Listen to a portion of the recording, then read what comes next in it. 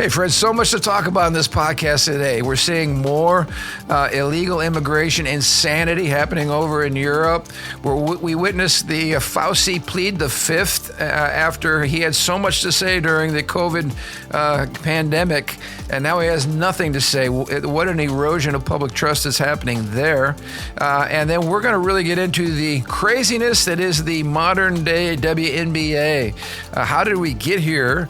And why do we continue to promote the woke ideology of transgenderism that 80% of this country says we're done with that, but the NBA still continues to go woke all the way. We want to talk about how and why that's such a problem, and we're going to highlight a couple of stars that are standing up for truth. All right, so we're going to hit that in our podcast today.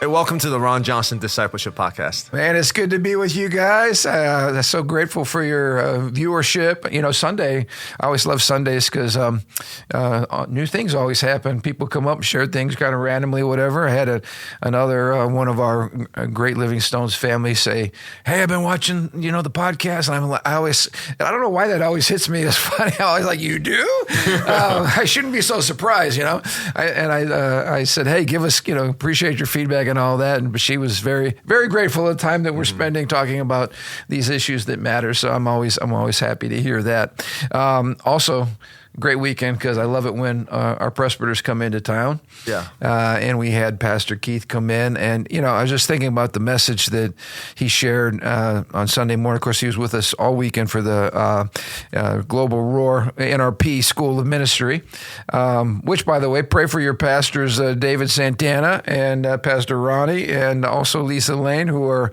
all overseas right now. It sounds like they're at an all-inclusive, but they're not. They're in Barbados, and they really are doing some heavy lifting and doing a lot of work over the next 3 days, but keep them in your prayers. But anyway, Sunday was so good, just talking about a topic that I don't think you can talk about too much in the body of Christ, and that's the simple topic of faith. He was all over the place, but Hebrews 11, the foundational chapter on faith, talking about without faith it's impossible to please God. And I don't know what your takeaways were, but I had multiple takeaways, but one in particular that I thought was so powerful. Sometimes, you're teaching people to pray, to stand, to believe God for big things. And as we all know, it doesn't always turn out the way we thought. We have to many times trust the wisdom and timing of God. But he really helped clarify a point that I think would be so liberating, at least it was for me, and I believe it would be for any of our listeners.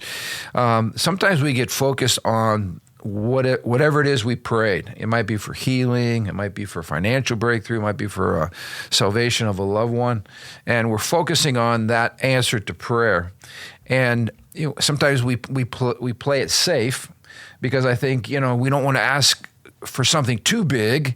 And I've even had it twisted in my mind as a pastor that, okay, I don't want to ask for something too big because what if God doesn't do it? And then it makes God look bad, or it makes me look bad that I actually asked God for that big thing. You get in all these head games.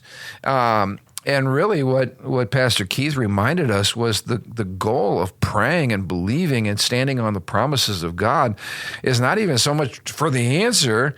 The process itself matters. The very act of placing your faith in God's promises, the Bible says, pleases him. And if at the end of the day, we're living to please God, then we really can't go wrong, because it doesn't matter what it is that we're praying for and going after God for and believing God for whatever promise we're standing on. We can leave the results to the Lord. What pleases the Lord is the fact that we are indeed praying and believing and standing in faith. And the Bible clearly says, Hebrews 11:6, without faith, it's impossible to please God. So the fact that God challenges us to have faith is pleasing to him, and the fact that we're involved in many situations that require our prayers, our standing on the promises, require exercising faith, is a reminder that God's created a world in which we're going to face many challenges, and if we'll respond in faith instead of unbelief, we'll live a God-pleasing life. And at the end of the day, what is more important when we stand before the Lord? than to know that we've lived a God-pleasing life. So that was just a great reminder, to me, because there's the hyper faith and then there's the unbelief, and somewhere in the middle there's a beautiful balance. And I think Pastor Keith just really, really hit that balance. So I would encourage any of our listeners to get on our brand new website, Living Stones. Church. Yeah, there we go. Living Stones Church. A big hat tip to Matthew, our producer, who was a big part of that, as well as our creative team. But so excited to get that launched. But go there to the media page and make sure you take a listen, because it's definitely some amazing practical, truth that was shared. And I've been doing all the talking. I don't know if there's anything you took away from that or spoke to you. Well, I think faith is a We always interpret faith as things coming true. Mm-hmm. And one of my favorite example of faith is the friends of Daniel, when they're told either bow down or thrown into the fire pit, right, or the furnace, whatever. And they said, we believe God's going to save us, but even if we don't, we still will not bow. Yep. So the faith is not in what happened. The faith is in the goodness of God. Yep. The ultimate promise. Because I've seen people who believe in this promise of God. I'm like, God never told you. You just believe in some promises that you think you want to have. Or even the Jewish people who believe in false Messiah. We can believe in false promise that God never promised. But the promise we know we can always hold on to is that God's good. Yep. And having faith. And trusting Him with the outcome. Trusting Him with the outcome is the ultimate sign of faith. So regardless whether you heal or not, whatever you have those things, you can hope for, you can ask for it. But ultimately, believing that God is good is a sign of faith, and that's what glorifies God. I mean, as a dad, sometimes my kids ask for treats or ice cream or whatever it is, and sometimes I'll say yes, and other times because I know better, I say no. Even on ice cream? Because you love ice cream. Yes, I do love ice cream. Sometimes we let our kids, have the vices that we, still tolerate. So, but we learn as we get older that it's not always good, right? But what I want my kids to have is to believe me when I say no.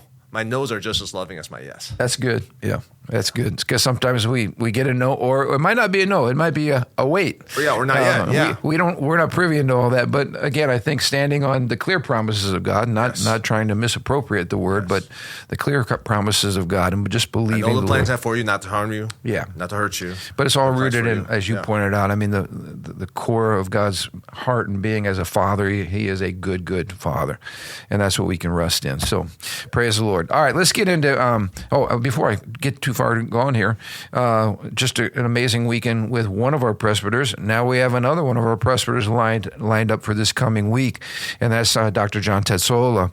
Powerful man of God. I want to encourage all of our listeners to get here in the building. We'll be in the main sanctuary Sunday morning from 9 to noon, and that's always a powerful... talking about Saturday or Sunday. I'm talking about Saturday, yes. Did I say... He said Sunday. Okay. Sunday, all three services. Well, he will Sunday. be here Sunday too, yes, but get here Saturday. I'm sorry, in the main sanctuary, 9 to 12, because it's always a strong time of teaching, but not just general teaching on anything, but really teaching that he believes is for us in this season. And I always crack up. He told me on the phone today, because I was chatting with him, 28 new books to release. I'm like, do you understand? Every time you come with 28 new books, I have to do an addition on my house because I have to put in more library space because my wife will buy all 28 of those books, which is great. I'm glad that she's doing that. And of course, I'm teaching, but it's just such a treasure trove of biblical wisdom. And so that's going to be a great time. You will not want to miss it this coming weekend. All right, let's get into the craziness that is life in this fallen world. We're never at a loss for things that we can talk about from a biblical worldview perspective. But let's get, to a couple hot item things. It's interesting to me, we're talking about this mass flood of folks into Spain. Like 60,000 people, something like that. People, yeah. And I had an epiphany. I found something came to my mind that it was like, aha. We understand Islam is a globalist, dominionist kind of a political / religious worldview. Their goal is to completely Islamicize the planet. which should be a wake-up call to anybody that does not want to share that vision. But it's interesting because a lot of what's driving this illegal immigration, this destroying national identity and destroying economic bases and all these things, as I saw in this situation, this was largely allowed to happen by lax immigration laws, so we don't have the rule of law, by giving folks a hope that if they get to the border, they'll get in, and if they get in the country, they won't be deported. Yep. And a lot of this I saw was actually being promoted, same thing in the States, by socialism, or the Socialist Party, which / communism, which I just connected the dots. It's the same spirit behind all of this, and that spirit is communism is also a totalitarian globalistic vision. We call it socialism because it's in its minor stages, right? We try to kind of soften it. Yep. But really this whole idea to get rid of borders and to let everybody in is part of the plan to create disruption and chaos and cause the whole system to collapse. Yep.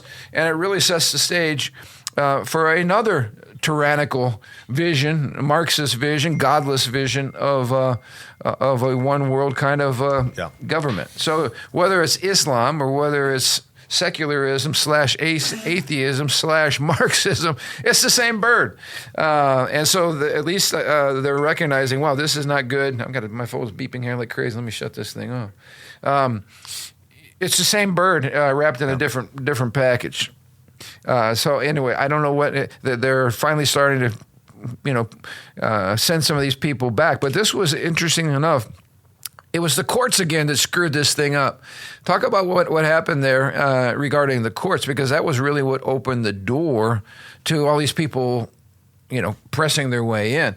Are you talking about the fact that the court ruled that you can't send people back out for a long time? Yeah, so someone comes in, we know they're illegal, and they should instantly be sent out. Oh, no, now they have to have a day in court. Yep. And it's like, what are you talking about? I mean, I don't even know how that is that's not even common sense.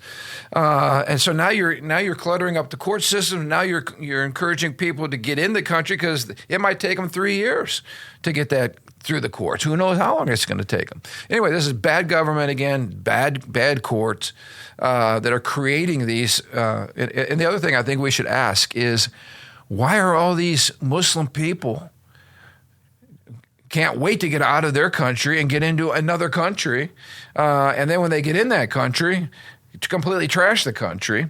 So it's interesting, though. We're not having these problems in any other places except people who are trying to escape from Islam or are trying to escape on purpose. These were all like men. So I don't know if they're being sent in.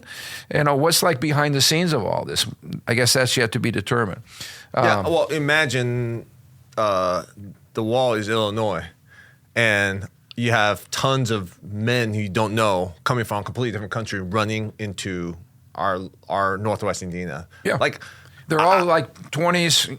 No, I saw the video. I didn't see one woman. No. I've seen or children. No. It's not a humanitarian crisis. It's an invasion. Like, I want to grab my kids and protect my kids. I don't know what their intentions are. I don't know their culture. I don't know what they're carrying, not carrying. I don't know anything. I don't know what their weapon.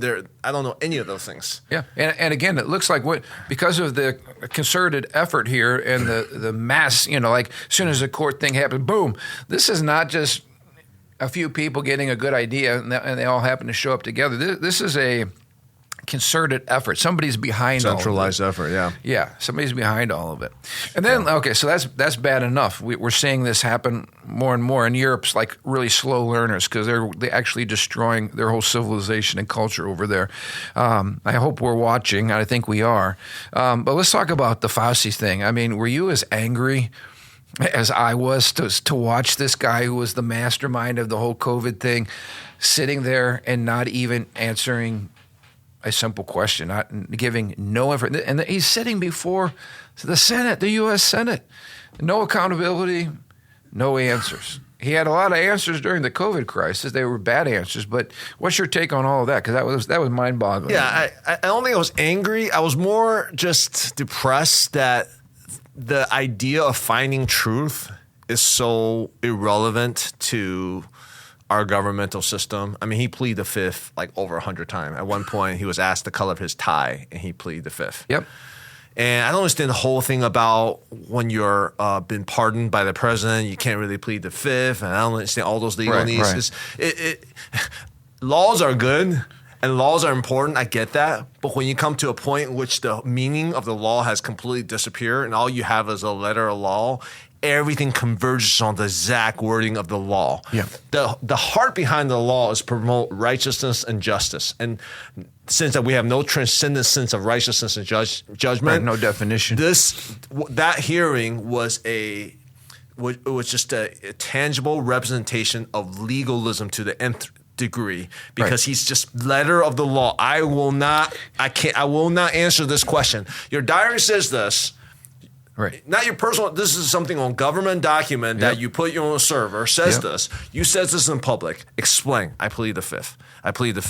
It's just like your decision led to all kind of stuff going on in our nation. You can't even. We had a number of things too that were huge, like that somehow this virus was from the wet market, and it emerged from there. It wasn't a lab leak, and then you read his diary and you find out just the opposite, or you find out who's behind all these school closures that cause so much disruption. Who's behind all of that? Well, Fauci says it wasn't me, and then you go to his diary and you see he was strong-arming the mayor of New York City to shut down the whole school system.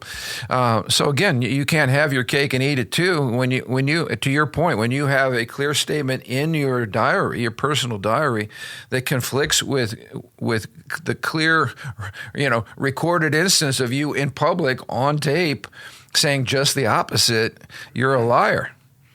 You're just a flat out liar, and you're deceiving people. And then who is going to pay the consequences of all of your decisions? Because you were the one responsible for giving us the expert advice, right? That everybody was going by. So I get a little frustrated because I'm watching some really, really good senators grilling him and holding him accountable, or trying to. And then it makes for great social media. But a lot of the folks feel just the way I do. When is somebody going to go to jail? Or in Fauci's case, when is someone going to go to the electric chair? Because his shenanigans are responsible for the deaths of who knows how many people, or how many people lost their businesses, how many people lost their jobs because they wouldn't get the jab, all this kind of stuff. All the terrible information and terrible protocol that was established, it was actually killing people. I know I have at least 2 young women who were young mothers that died because of that remdesivir. They would shut their kidneys down, and then when their kidneys got shut down, they had to go on the ventilator, and eventually they died of heart attacks and so forth, all because the protocol was just evil. It was just wicked. It was killing people. And so I know personally from that. And then the stoppage of the accessibility to ivermectin and some of these cheap drugs that were incredibly effective. And so now you have people that are sneaking around trying to find ivermectin and not telling their doctors, because their doctors, have bought into whatever the lie was. And then you got the hospitals getting the kickbacks if they put people on ventilators. I mean, this was one big sham, and good people were shamed simply because they wanted to follow their conscience. I just want to see accountability, and I don't know that we will. And that's what I guess disturbs me more than anything is anybody going to pay for this? Because there's a lot of blood on Fauci's hands, but I don't know if they'll hold him accountable. What's also really discouraging is we're not talking, as you pointed out, about truth anymore. This is pure political theater. Yep. I saw Senator Durbin from Illinois, who's coming to Fauci's aid. Oh, what a good man, a noble man, an honorable man. It's terrible what those nasty Republicans are doing. I'm thinking, are you kidding me? I mean, the cat's out of the bag, and you continue to go with that same old song and dance. It's like you're not concerned with truth or facts or even the inconsistencies. Those inconsistencies don't have a D or an R in front of them. They're just lies.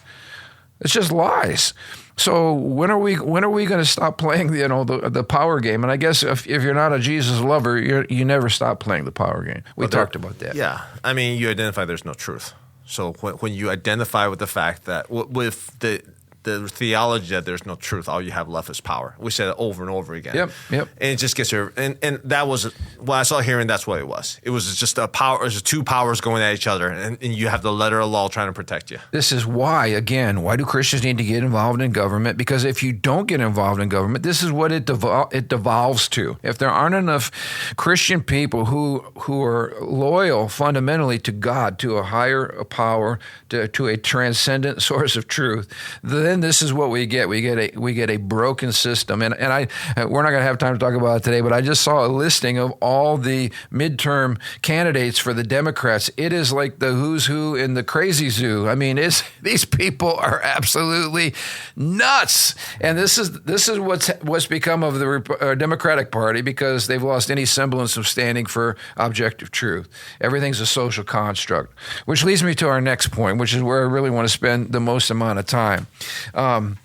I know we had a little talk beforehand. None of us in this room are necessarily experts on the WNBA, but what an absolute freak show circus. I mean, these guys have an opportunity now. I say guys, these gals have an opportunity now to actually be relevant, to be profitable. They've got a couple of stars whose jerseys are selling, outpacing the rest of the league. They've got some real talent, and of course, I'm talking about Caitlin Clark, who has been absolutely beat up every time she goes out on the court. The refereeing in the WNBA is atrocious.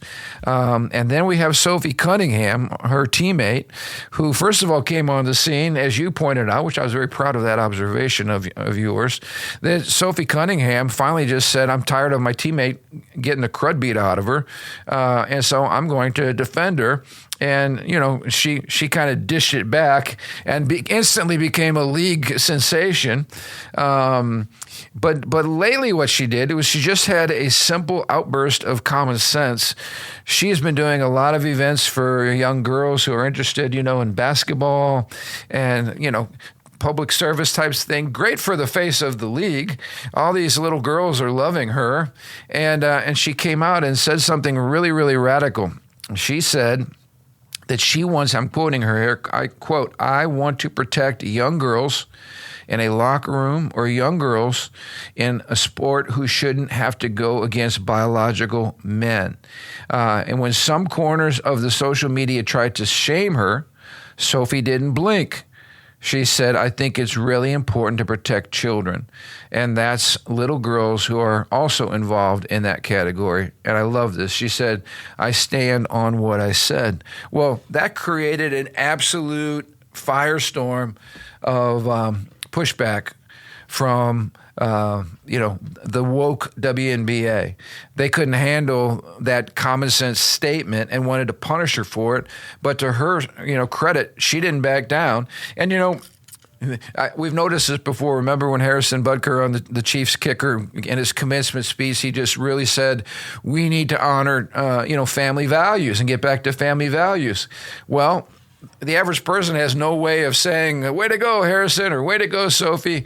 So the way that they show their support is they buy the person's jersey. Mm-hmm. And this was crazy because the kicker on the Chiefs jersey, if you remember, outsold Patrick Mahomes, outsold all these superstars. Well, the two leading jerseys by far in the WNBA are Sophie's and Caitlin's, because that's the only way folks have a way to actually vote. And so the irony of this is crazy. But I want to get back to well, first of all, I was kind of filling you in on what's been happening because I know you don't have time to study the WNBA. But Sophie came out with a brand new pair of Adidas shoes. Those things sold out the day that they dropped. I mean, so again, people are buying shoes. People are and again, this issue, we talked about this. This is not a 50-50 issue. This is an 80-20 issue. Even Democrats get it that there is a difference between men and women, and that biological males who think they're women should not be able to compete in, women's sports. There should be a safe place for women. But this gets back to a big worldview issue. I want to highlight this. When your worldview gets so disconnected from objective reality, you get involved in all kinds of crazy stuff. So Sophie's coach was interviewed about what she thought about Sophie's stand. And I'm going to see if I can find it here. Well, let me give you this one. This was the latest one. This is the Valkyries coach, Natalie Nakase. She happens to be a Japanese lady. This was her response. I think just in terms of how I'm seeing this, I can answer, for me, sports is about belonging. It's about inclusivity. It's about following, everybody allowing them to follow their authentic self. This is exactly that fake kind of social construct stuff that we have talked about on this podcast before. And this is what she said. The reason basically she supports men and women's sports is because I've been criticized for my height and ethnicity. Now, I want to ask you a probing question here. How are height and ethnicity different than transgender ideology? Can you change your height? No, you can't change your height. Can you change your ethnicity? No. Can you change your gender? No. No, but we treat it differently. Like what? And the one lady, Sophie's coach, said this. This shows you how insane it is. This is Cheryl Reeve, This is Cheryl Reeve, the Minnesota Lynx coach. She said, I don't know if I would say that I'm educated enough from a scientific standpoint. I just don't ever believe that exclusion is an answer. And she said, growing up, I played with boys all the time. So that was her. Let me interpret that for you. I'm the WNBA coach whisperer. Okay. It says, the coach whisperer. This is what she's saying. She's saying, I don't want to stick my head out in this mess. Exactly. And I don't want to have controversy. And my opinion, I want to say as little as I can with as many words as I can. And I want to hit all the key words and then never talk to me about the subject again because I don't want to talk about it. That's what she said. Exactly. It is a lack of courage. It is groupthink. It is virtue signaling to the max. Can you go back to what that Japanese coach, the Valkyrie, what city is that? Valkyries, where'd she go? Doesn't matter. Okay, Golden State. She's California. California. Okay. Can you read her quote one more time? Yeah. Well, she said, makes me want to throw up. She said, sports is about belonging. Okay, time out. Okay, sports is about belonging. So does that mean that everyone should be a champion? Or does that mean only the best becomes champion? So sports is about belonging. That's a very cool thing to say. But you don't nuance it, so everyone should get a ring then at the end of the championship, right? Because everyone should belong, right? Last time I checked, at the pro level, sports is about winning. About winning. Okay, but even to say, well, team kids is about belonging. Team sports is about belonging. Does that mean that the girls should be able to play with other girls and they're not competing against guys so they can feel...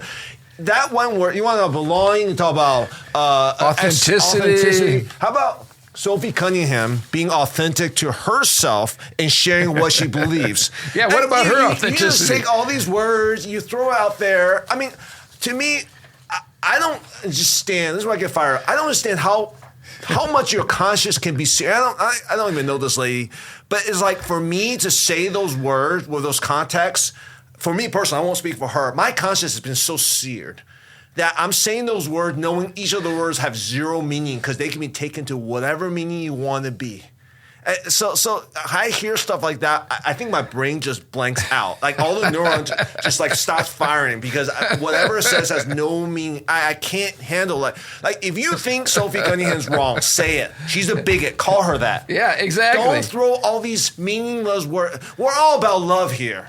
While we're punching and trashing somebody, but we're all about love. Why are you trashing? No, your love the word love is meaningless. I don't know what you're saying.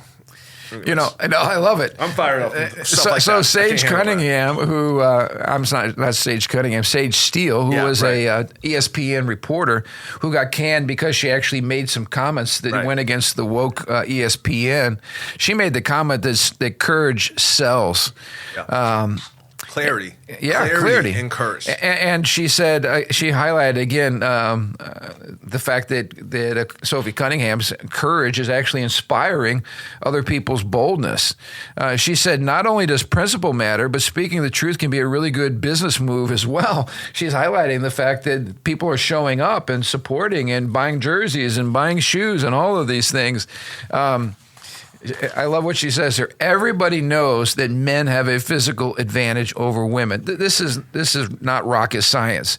It's exactly why most women's basketball teams practice against men on every level. High school, college, WNBA. Why?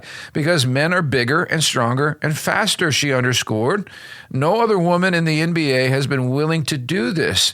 She stood up for other women. After all, this is the women's NBA. Sophie stood up for other women. She stood up for common sense. It's actually been maddening, frankly, to witness so many women choose to ignore the obvious and basically virtue signal. And Steele argues, she says, probably why so many companies just choose to go along with the insanity instead of going along with the wokeness. Because if women don't stand up and put an end to this foolishness, if we don't stand up for ourselves, I'm sure these companies are thinking, why should we? So Cunningham is unfortunately swimming against the woke tide of the WNBA, which continues to embrace the far left despite a nationwide pushback. This is interesting. This year, of course, is the USA 250. It's celebrating our country's 250th, birthday. The WNBA was the only professional league across all sports that refused to put patches on their All-Star jerseys saying USA 250. The only sport to reject. They made a political statement out of it instead of just simply celebrating what it is to be American. That's how ridiculously woke they are. I love this one. Two different memes I saw. There's a way to definitively settle this debate about whether men claiming to be women should be able to play in the WNBA in the most hilarious way possible. What is Dennis Rodman doing these days? And here's a picture of Dennis Rodman saying, it's Daniela now, wearing an Indiana Fever jersey. If we just had one crazy knucklehead guy that was halfway decent in basketball that decided to be a woman, it would destroy the whole WNBA as far as competitiveness. And I think this one is the sad truth of all. The biggest threat to Western civilization is Russia, China, Islam, or the winner, white liberal women with liberal arts degrees, because they are the most brain-dead population that's out there. But let's get into what's really going on here, the irony of this moment. When you choose to reject God, and you choose to reject the fact that God is creator and that God has therefore created women and men differently. This goes all the way back to Genesis chapter 1, verse 27. When you view sex as a social construct and not as God's created order, the root of all this is just open rebellion against God. And this is the irony of this whole insanity. If womanhood cannot be objectively defined, and that's where we're at now. The whole feminist movement has finally reached a point to where women can't even define what a woman is. If womanhood cannot be objectively defined, then women's sports become difficult to protect, because what is a woman? If womanhood cannot be objectively defined, then women's spaces, like showers and bathroom facilities, are difficult to preserve. If womanhood cannot be objectively defined, then celebrating female achievement loses a meaningful category. That's what we saw with Riley Gaines. If you're a woman and you're competing in a swimming event and a man who thinks he's a woman wins first place, then womanhood loses a defining category. Like, what is it? What is womanhood? It makes no sense anymore. And so this is actually where we're at. Who gets to define reality? Does God get to define reality, or do rebellious human beings who hate God get to define reality? And the sad thing is, if you lose God, you lose identity. You don't even know who you are. You don't know what it means to be a man or a woman, and it gets to be ridiculous. That's where the WNBA has become. So it's interesting to see if the WNBA is going to survive this, because everywhere, unfortunately, when Sophie goes and the Indiana Fever go to liberal cities like Portland or go to the West Coast in general, she's being booed. There's being protests that are out there. They won't allow reporters to ask difficult questions about the issue. One of the coaches that she played against wore a T-shirt during the game that said "Trans Kids Matter." But when they wanted to interview her after the game, they said no, that they wanted to focus on basketball and not politics. But she's wearing a Trans Kids Matter shirt, which I don't think has to do with, how to run your zone offense or man-to-man defense or whatever it is. So anyway, this is going to be interesting to see how this plays out, because literally the WNBA is doing everything they can to self-destruct right now. We'll see what kind of a timeline that they have. I hope they can pull out of it, because this really is a season and an opportunity for a whole new interest in women's sports. But obviously that becomes a moot point if you can't define what a woman is. And that's what happens when you reject God and you reject his created order, and you reject legitimate distinctions, and you reject hierarchy, legitimate hierarchy. This, of course, is everything this movement is about. So ideas have consequences. Final comment? Are you going to... Shocked that we're talking about the WNBA. We went from the Hammond Bears to the Indiana Fevers. I did not come prepared for that homework today. I just want to know, on a brighter note, are you ready? Matthew has told me he's going to be the commissioner of the first ever Livingstone Staff Fantasy Football League this year. Oh, is that still on the board? If the staff that I'm in, then. All right. Okay, it's not some some league you guys all nerd out. A bunch of other staff at my level. I'm good. No, this is for team bonding. But I'm telling you, team division. Team trash talk. You will tick me off if you do not replace your bye week starters. I mean, I'm playing against you. It's Look, when I played fantasy, I was pretty hardcore. All right. I was almost too hardcore. That's why I had that kind of. Then I want you in the league. Yeah, too hardcore would be better than I forgot to change my quarterback out this week who's not playing. That stuff gets to me. All right, I'm just telling you. That just means I got to start learning the league again. I got to figure out who are the good quarterbacks. I'm also bringing Pastor David into the league this year. He's just been so Yankee focused. He's not been able to actually be a meaningful sports fan. He's so Yankee focused. Yankee, what's wrong? Is that guy saved? I know. So that's exactly what. Can you make sure you ask him that question? I'm trying to help the brother. How is that guy? I'm trying to help the brother. Maybe it's not even a Chicago team, New York.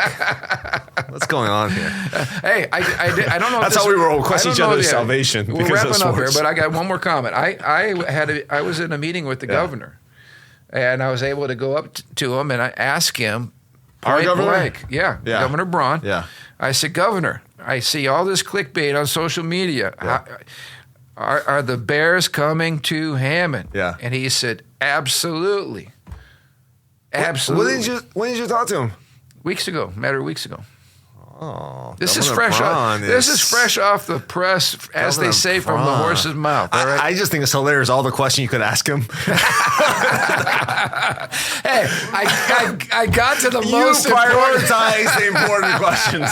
Hey, I was trying to keep it light. I'm sure he deals with a lot of very serious issues. Gotcha. I was trying to keep it light. I also let him know that we do pray for him on a weekly basis, and that we appreciate all that he's doing to serve our great state. Nice. So is that a good balance? That's great. And then I ate some amazing food. I love it. And then I went home. And then I went home. All right. Well, that's all we got. Yeah. I mean, we've kind of hit the high watermark stuff. What's funny though, moving beyond the WNBA to the deeper issue, it really is sad that we've seen a whole feminist movement move from equal rights for women to where now we can't even define a woman. So we've completely gone from a biblical sense of, justice or whatever to a place where it's full-blown rebellion against even the created order, God Almighty, what a woman is, the differences between women. Everything is we become God.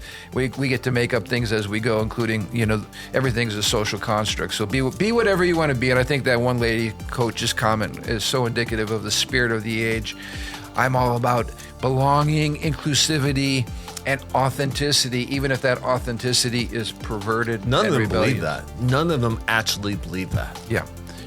They aren't really caring. They aren't being inclusive. They're not inclusive to Sophie Turner. Right. They're not inclusive. They violate Riley Gaines. Their own ethics. So you just can't say you're actually being exclusive. I'm being exclusive. You're being exclusive. We all, by nature, by logic, have to be exclusive. Right. So stop saying you're being inclusive. All sports teams are exclusive. Exclusive, yes. Some people are good enough to make it. Some aren't. That's Yes. okay. It's exclusive by nature. Yeah. So don't say sports is all about belonging. Well, that sounds like the good start of our next podcast. To be continued. Thanks for tuning in. We'll see you next week.